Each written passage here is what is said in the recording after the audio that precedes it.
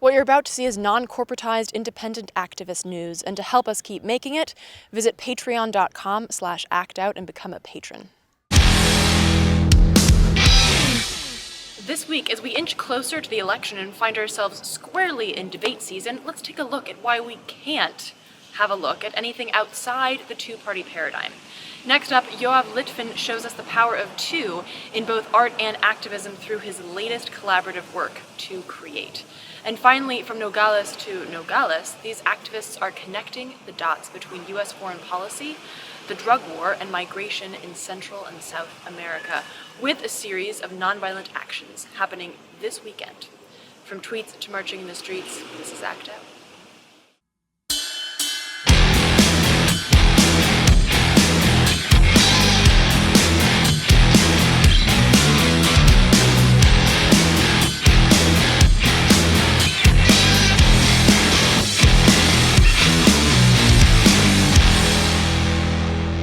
Welcome to Act Out. I'm Eleanor Goldfield, and this is your tipping point.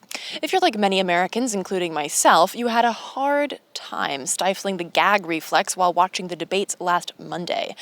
And fear not, I have no intention of rehashing them. I, too, would like to keep my dinner down. For those, however, who are interested in reading my quick synopsis, feel free to check that out on Act Out's Facebook post from Monday night. What I'd like to discuss right now, however, is the fucked fact that the debates have essentially become a political version of Dancing with the Stars, minus any form of entertainment, coordination, or shiny costumes. Particularly if you're in the 18 to 35 voting bloc, you won't actually remember a time when a third party was allowed on stage with the chosen children of the duopoly. And that is certainly not an accident. In this week's Fucked Fact, let's take a closer look at the strings attached to the debates and why those strings matter. Presidential debates weren't actually a thing until 1960 when JFK and Nixon took to the stage for the first ever televised debate. And even after rave ratings, debates still didn't become a thing until 1976, as Johnson refused to debate in 64 and Nixon followed suit in 68 and 72. Now, an important thing to note here, Section 315 of the Communications Act of 1934 required that any FCC licensee who offered one candidate for public office airtime had to offer all candidates for that office equal airtime. Furthermore, the FCC could then revoke a station license for willful or repeated failure to allow reasonable access to or to permit purchase of reasonable amounts of time for the use of a broadcasting station by a legally qualified candidate for federal elective office on behalf of his candidacy. Damn. So that'd be like CNN, MSNBC, Fox, ABC, NBC, really just corporate media in general. That would be all of their licenses revoked. Ouch. But hang on, that can't be the whole story. No, of course it's not. In order to make the 1960 debate even possible between Nixon and Kennedy, Congress temporarily suspended Section 315 so that it could go forward. As George Farah explains in his book No Debate, a decision in 1975 by the FCC made it so that congressional action was no longer required because equal time was no longer mandatory in presidential debates, as long as the debates were not sponsored by the broadcasters. Farah goes on to note that in 1983, hoping to increase televised debates at the local level, the FCC modified regulations again to allow broadcasters to sponsor exclusive political debates. And today, there are no longer any FCC regulations that require the inclusion of third-party or independent candidates in presidential debates. You may have noticed. But despite the decision in 75 and in 83, there was still some legitimacy to the presidential debates when they were sponsored by the League of Women Voters. Between 1976 and 1984, the League ran the vice presidential and presidential debates, and for example, in 1980, demanded that independent candidate John Anderson be allowed to debate. But alas, this nonpartisan paradise was not meant to last. Essentially because the two-party duopoly doesn't like to share. The Commission on Presidential Debates sprung from a joint memorandum dated November 1985, where Republican and Democratic Party chairs Frank Fahrenkopf and Paul Kirk, respectively, stated that it was their, quote, bipartisan view that the major parties had a responsibility to educate the American public on their views and philosophy.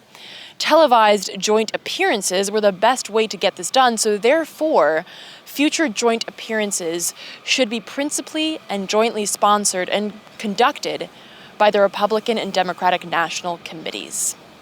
Fast forward to 1987, and the Commission on Presidential Debates was born, and the first cries were of two parties or die, as Paul Kirk told the New York Times, quote, "As a party chairman, it's my responsibility to strengthen the two-party system."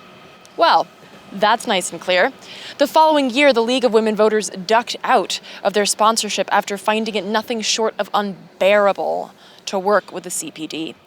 In an incendiary press release, they announced, quote, "The League of Women Voters is withdrawing its sponsorship of the presidential debates because the demands of the two campaign organizations would perpetrate a fraud on the American voter. It has become clear to us that the candidates' organizations aim to add debates to their list of campaign trail charades, devoid of substance, spontaneity, and answers to tough questions. The League has no intention of becoming an accessory to the hoodwinking of the American public." Now, if you happened to catch any of the debates last week, I think you too can agree that they lacked the aforementioned substance, spontaneity, and tough questions. And once again, this is by design. On debate night, the hashtag Occupy the Debates proliferated on Twitter, calling out the establishment for blocking both Jill Stein and Gary Johnson, candidates 3 and 4, from the debates. Several of Jill Stein's supporters were arrested for trying to get into the debates, while Stein herself responded to the debate questions in real time on a Democracy Now! Exclusive that brought in 2.8 million viewers. Sure, it's not the 80 million that watched what unfolded in the Trump versus Clinton debate, but I'm willing to bet that more people left the Stein debate feeling less of an existential need to drink themselves into oblivion. And indeed, thanks to outlets like Democracy Now!, Stein's message is reaching millions, as opposed to being chained to a chair for 8 hours like she was in 2012 when she attempted to get into debates then.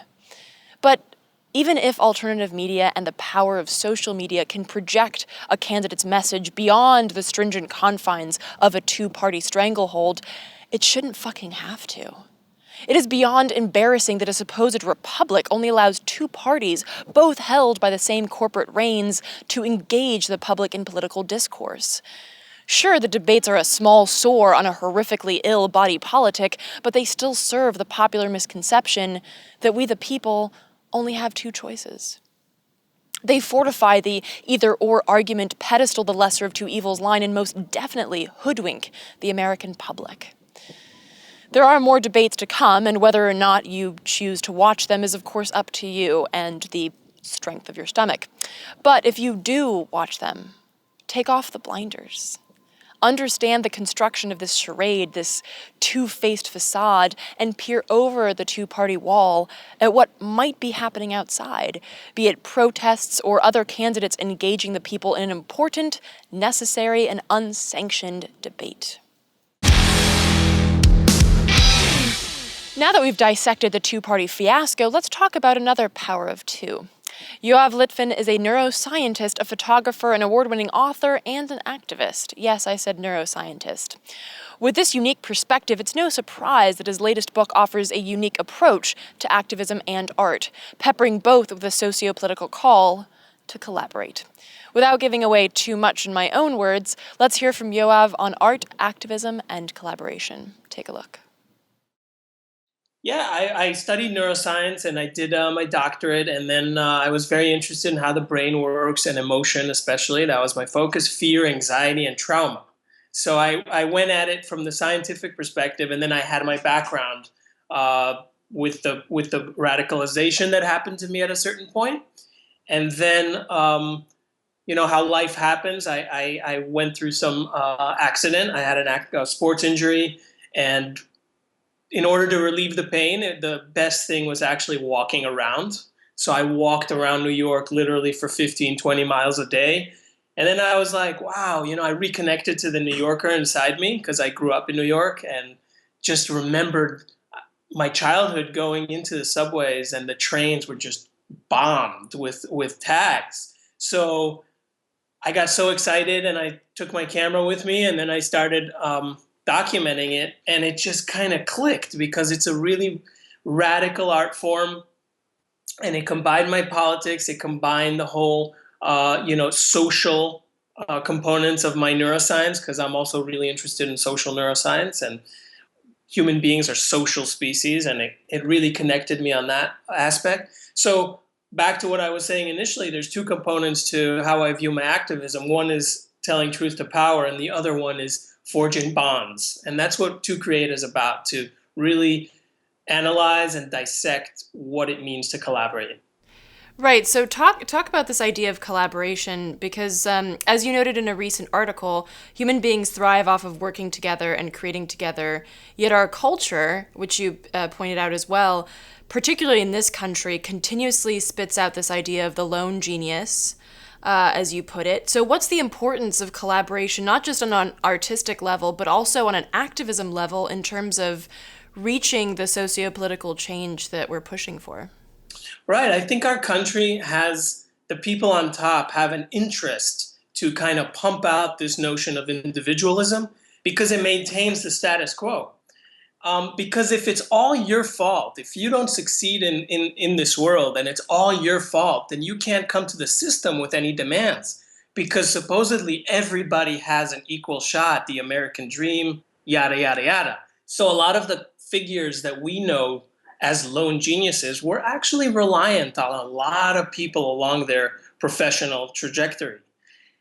And in activism, it's double important because we really have to radically change where we are now. And in order to transform existing structures, minds have to be joined, because one person, they only know their own approach. And if you bring two people together, it can really enhance and complement and grow. So I really believe that these two components, speaking truth to power and then forging bonds between people and between organizations, is crucial. So I'm interested because you talked about the social neuroscience, and this is a question that comes up a lot on the left, even before this election, was the issue of infighting on the left. Like, oh, you're not a vegan, so therefore you're not an environmentalist, or those sort of things. So what can we do to appreciate, like from your unique perspective? What can we do to appreciate that these front lines that we fight on are one long line? And if we want to be victorious in our own issue, we have to work together. That's a great question. And I think it is really instructive to look at how duos work together in order to figure out how, we need to work together as a species, as a society. You really need, in order to cooperate effectively, you need a kind of maturity and independence and faith, to be able to withstand critique, to be able to use support. So it's really like a scaffolding network. So you feel much safer to take risks, because if you're alone taking all these risks, it's huge, right? Who are you compared to the man, quote unquote? It's daunting. But if you have comrades with you, this one is better at that, you're the best at this, that one's better at something else, it's a force to really deal with. So if you look at the couples that I examined, they all have a very strong ego, meaning that it's flexible, okay, like a tree. It can withstand wind. It's not like a block where it'll just break. So they can take critique and they use the critique to grow their own individuality. That's interesting that you say that that's strong, because it's because I'm very interested in language and how we use it. And that idea of saying that strong means flexible. Strong doesn't mean that you just are stubborn and you don't move. Exactly. So talk about To Create and the book that you just released, particularly street art, because it seems like street art, what I've seen being created or what you even see on the streets, seems to be a very lone endeavor. So why did you choose this medium to focus on, and what were the responses like from the artists when you approached them with this idea? Yeah, I'm really, really excited about this project because I feel it's completely unique in the landscape, especially in the visual arts, where people tend to go at it alone versus music, theater, acting, where it's very common to be in a group. Visual arts is very easily commodified on this square that we call a canvas. And that's another way that the system kind of gets into the arts and really kind of objectifies and commodifies them. The whole notion of the book is that 1+1 is much more than two, which is actually a notion that Karl Marx articulated, talking about the duo as a unit that is the basic unit in humanity. And that's kind of been abandoned by this whole American dream, individuality, capitalism, and it's coming back with the popularity of worker cooperatives. I really feel like the whole notion of collaboration is gaining ground. So, in another article, you talked about the role of artists and creatives as the voices of rebellion, a bit like Sartre, who claimed that a true philosopher is one that, through this constant questioning and awareness, is the first to sound the alarm when shit is fucked up, although he didn't phrase it quite like that.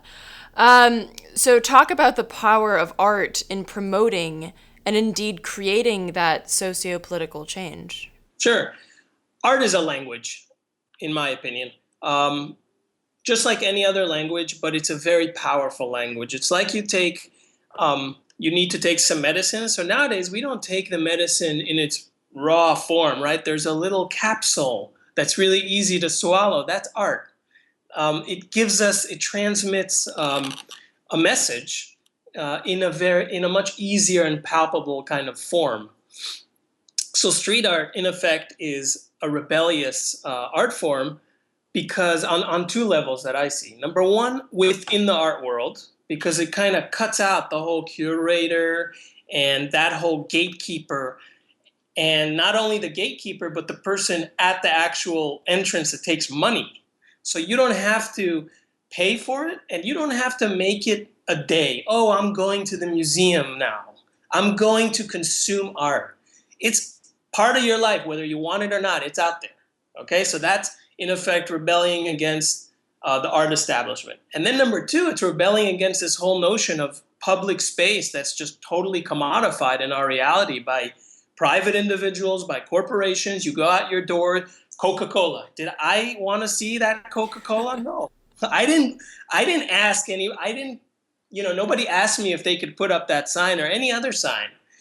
So it's kind of retaking public space, which is huge. And and then there's the maybe third level. You can say that artists can actually present content that's of dissident value, rebellious value. So they can actually, like Banksy is very famous for his political commentary, etc. So street art for me is just that's the way art should be. It should be outside. It should be organic. It should be everybody's to enjoy, no matter what class you're in, no matter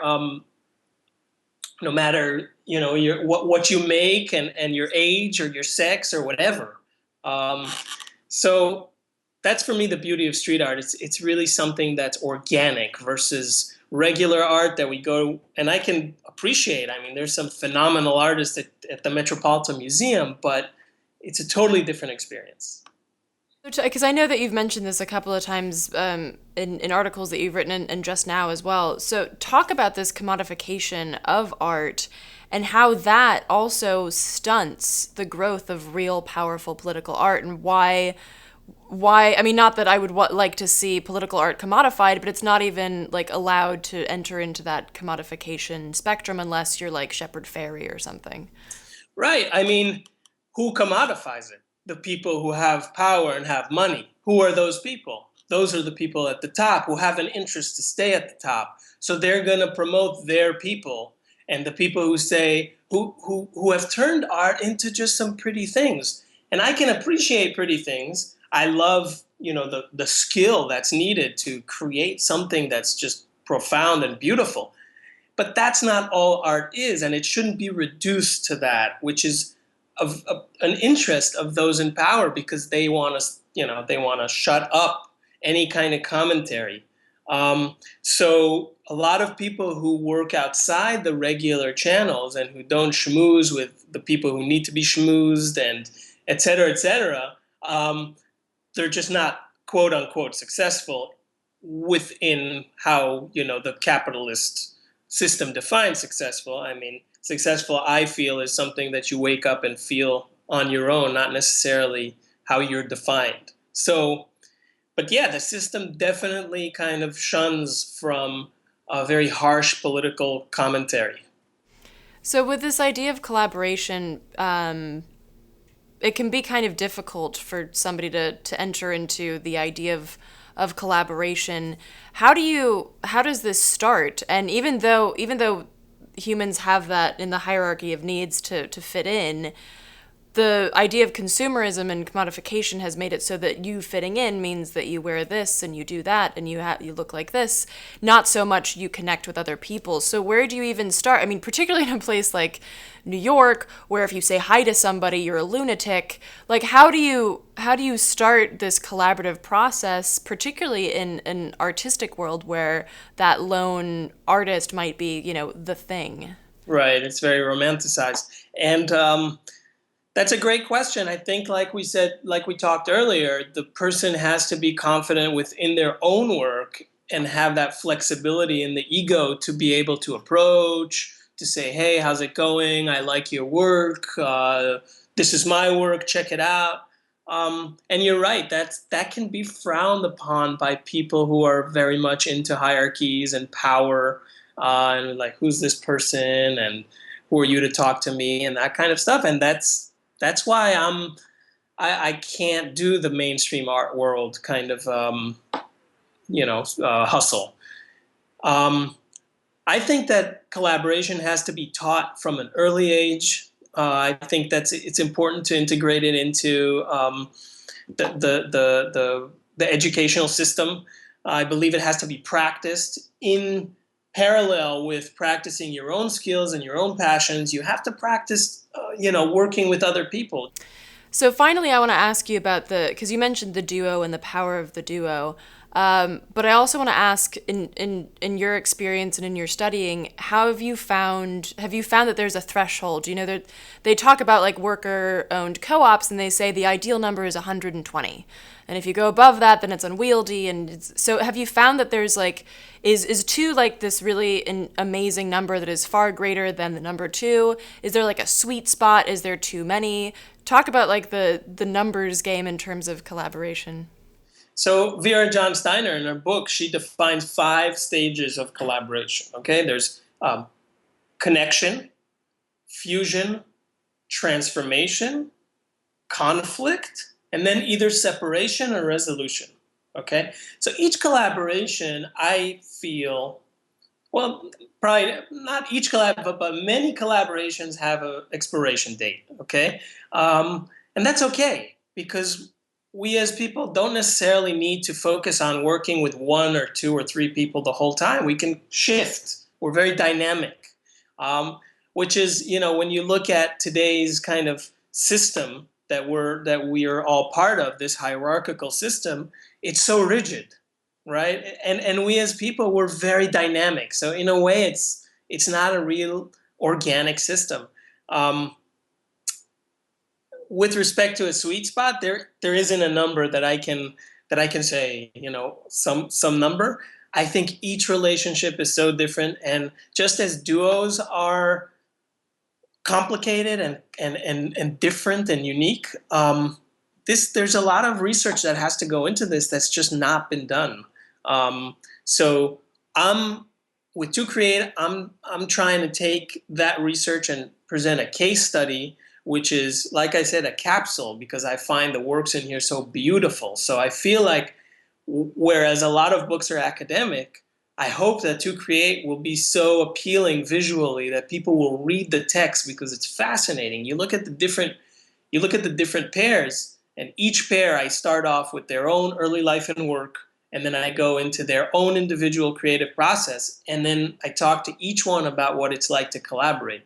So I'm trying to present like a narrative, a story within each chapter, that somebody can read about it and identify themselves. Oh, that's how I work, and maybe this will work for me if I approach this person. And it's really cool because you see how the artists talk really casually and honestly about, yeah, I met this person at a party and we just clicked and we started working together. It's not some, nuclear physics. It's just being confident and easygoing and just going for it. To learn more about Yoav's project To Create, visit tocreateart.org. And before we wrap up this week, let's take a quick look at the front lines for the fight to build bridges, not walls. This Friday the 7th through Monday the 10th in Nogales, Arizona and Nogales, Mexico, School of the Americas Watch will be engaging in nonviolent direct action in order to expose the root causes of migration, end U.S. intervention in the Americas, and resist border militarization. SOA Watch is an activist organization that originally formed to demand the closure of the School of the Americas, the notorious Army school where U.S. forces train the up-and-coming dictatorial leaders and human rights violators of Central and South America. The School of the Americas is a piece of a larger foreign policy puzzle that SOA Watch is broadening their gaze to target with this weekend's actions. Quote, "We will shine a light on the many human rights violations caused by the destructive U.S. foreign policy that the SOA represents. The border mobilization in Nogales is one more way to fight for the closure of the School of the Americas. We cannot forget the many of our immigrant brothers and sisters are survivors of U.S.-sponsored atrocities in Latin America. In calling attention to the militarization of the border, we continue to demand an end to state-sponsored terrorism and violence against our communities on both sides of the border." To learn more about these actions, to see how you can help, and to get more information on the School of the Americas and our sordid history in the region, visit soaw.org.